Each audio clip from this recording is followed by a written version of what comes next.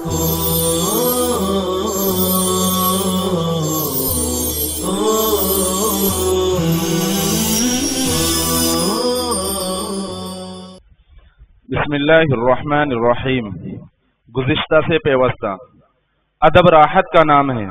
अदब इसी का नाम है कि जिसका अदब करना मंजूर है, उसे तकलीफ ना हो।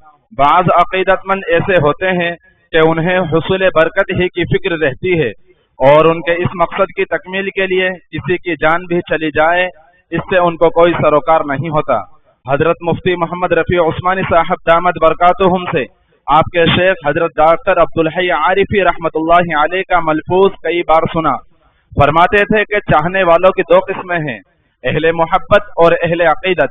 अहले मोहब्बत तो हमारी चाहत की पूरी रियायत करते हैं, मगर अहले अक़ीदत का मामला और ही है। उन पर तो अपनी चाहत की तकमील ही की फिक्र सवार रहती है, मगर फायदे में अहले मोहब्बत ही रहते हैं कि वो अपने मखदूम के दिल में उतर जाते हैं। अजीज तलबा, अपने बड़ों को तकलीफ मत पहुंचाओ। अदब का तकाजा यह है कि हमारे मखदूम को हमारी तरफ से जर्रा बराबर तकलीफ ना पहुंचे। हमारी इस सिलसिले में हर मुमकिन कोशिश रहनी चाहिए। अकाबिर और बुजुर्गान दीन के साथ मोहब्बत का मामला करते हैं, मगर उनकी राहत का ख्याल नहीं करते। उन्हें यहाँ से वहाँ और इधर से उधर घसीटा जाता है। उनकी मंशा मालूम नहीं की जाती। ये जुल्म है, खुसूसन जबकि वो बीमार भी हो और पीराना साली से गुजर रहे हों। उनके हालात और मिजाज को मद्देनजर रखते हुए उनकी राहत का इंतजाम करके उन्हें एक जगह बिठाकर खुद उनकी खिदमत में हाजिर होना चाहिए और उनसे इस्तिफादा करना चाहिए। इन हजरात अकाबिर के आराम का ख्याल रखने वालों को वो बातिनी फवाइद हासिल होंगे जो सिर्फ ज़ाहिरी और दुनियावी बरकत हासिल करने के लिए उन्हें घसीट घसीट कर ले जाने वालों को नहीं होंगे। आदाबुल मुआशरत। यहाँ पर आदाबुल मुआशरत के सिलसिले में भी कुछ अर्ज कर दूं। दीन के 5 शोबे हैं: अकाइद, इबादत, मुआमलात, मुआशरत और अखलाक। मुआशरत का खुलासा यह है कि हमारे बर्ताव से किसी को बेजा तकलीफ न पहुंचे।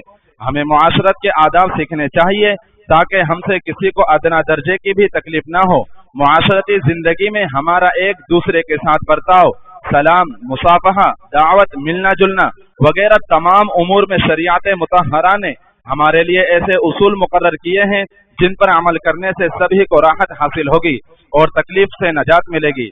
मेहमान ही की मिसाल ले लीजिए। हमारे यहाँ एक शख्स मेहमान आता है, जाहिर है कि मेहमान नवाजी के कुछ आदाब है। मगरिबी तरीका तो यह है कि मेहमान से पूछा जाता है, would you like a cup of T? आप चाय पसंद फरमाएंगे? हमारा तरीका यह है कि यह पूछा जाए, व्हाट वुड यू लाइक? आप क्या पसंद फरमाएंगे? इसका मतलब यह है कि हमारी ख्वाहिश और चाहत तो यही है कि आप जरूर कुछ ना कुछ ले। सवाल का मंशा आपकी मर्जी मालूम करना है ताकि आपकी मर्जी के खिलाफ कोई चीज ना आए। अब अगर मेहमान इनकार करे तो मुकर्रर दूसरी मर्तबा, तीसरी मर्तबा पूछ लिया जाए ताकि ये खटका ना रहे कि कुछ पसंद करते थे मगर शर्मा शर्मी में इनकार कर रहे हैं। दूसरी तीसरी मर्तबा पूछ लिया तो इत्मीनान हो गया कि शर्मा शर्मी वाली बात नहीं थी।